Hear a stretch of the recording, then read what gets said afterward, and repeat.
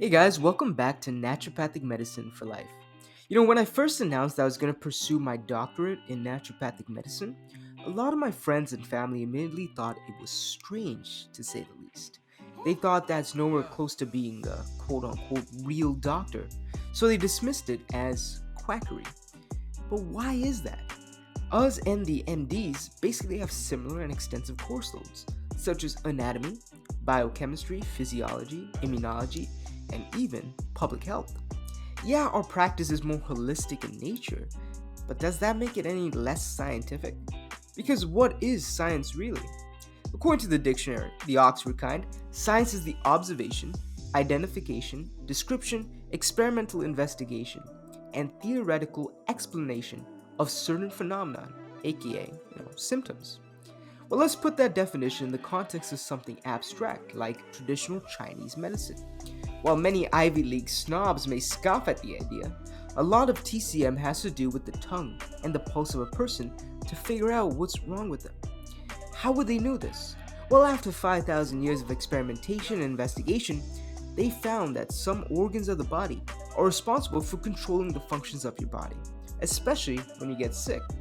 And when you do, this sickness shows up in the quality of your tongue. I know it may sound silly, but a white, pale tongue usually means you have a cold. As that's so far off base from what MDs do, they also recognize that your tongue plays a big part. That's why they say that halitosis is a sign that something's wrong internally wrong with you. But you see, TCM cannot have these intricate details of the tongue and how it's connected to the organs without first observing how a person's symptoms correlate.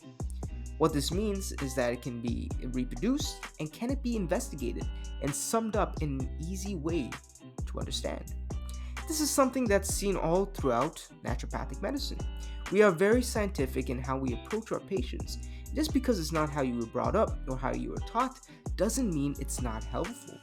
It's funny, I was scrolling through a couple of comments on some naturopathic channel videos, and I would see some saying that we're putting people's lives at risk by pushing quote unquote anti science propaganda. Really? Because back before the pharmaceutical industry, much of what we were using were natural cures for our ailments, and they seem to really help us out. So, can you really say it's anti science when the effectiveness has been reported time and time again? But I don't blame them, and I don't blame my family for scoffing at my career decisions. You see, ever since we were children, especially in the West today, we were brought up in a culture of instant gratification, whether it be through fast food, Netflix, get rich quick schemes, and hookup apps like Tinder. We have been groomed into believing that if something doesn't give us immediate satisfaction, it's not a worthwhile effort.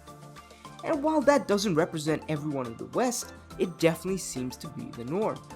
Never does this ring truer than in the field of medicine. When you have an itchy cough, you could take some cough syrup, and like magic, your cough goes away. Well, it goes away only until it comes back at a later time, stronger than before, and bring a whole new host of other symptoms. But how does this whole reliance on the pharmaceutical industry start? How did this thing start? I won't be able to talk about the details of the history behind it, mostly because I'm pressed for time and the YouTube overlords will throw me into YouTube jail. But I can give you a gist of what happened. Let's travel back to the 1900s in America for a moment. Back then, majority of the American people were using naturopathy and homeopathy to cure their ailments, and for the most part, they were pretty healthy, especially the children, and studies have shown that they were a lot healthier than the children of today. Yes, there were diseases and many lives could not have been saved if it weren't for the benefits of vaccines. But like I said, for the most part, natural cures were able to aid in those elements too. Anyways, around this time, John D. Rockefeller, the biggest oil mogul in America at the time, and also the architect of corporate monopolies, was seeking new ways to increase profits for his company. So what did he do? Well, a new advancement in science started to take shape, and that was through petrochemicals. These petrochemicals were oil based, and they would be able to treat people as a form of medicine. Just like that, moneybags started to appear in Rockefeller's eyes, and this gave him an idea. He was going to take full advantage of all this petrochemical stuff, and by the time you could say American greed, the pharmaceutical industry was born. However, the biggest threat to this new industry was natural cures.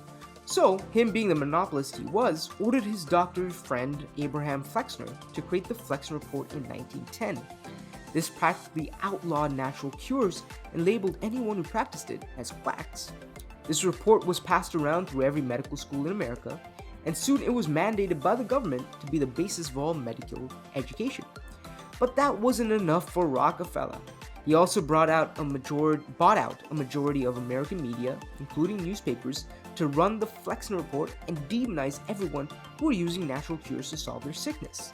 Thus began the reign of allopathic medicine, as Rockefeller funded education became more global in countries like Canada, the UK, and others in Europe. Now, I'm not saying that allopathic medicine is evil or anything. There's definitely a lot of benefits to pharmaceutical, and I would never advise anyone to go cold turkey and abstain from it completely. Rather, I believe if we want to achieve optimal health, we need to use both naturopathic medicine and allopathy in conjunction and get the best of both worlds. Well, that's all I have for today, folks. If you like this video and if you want to see more, be sure to hit that subscribe button and give this video a thumbs up. Also, don't forget to click that notification bell to be notified whenever I post another one of these. I really appreciate you all stopping by today, and don't forget to be safe and be healthy.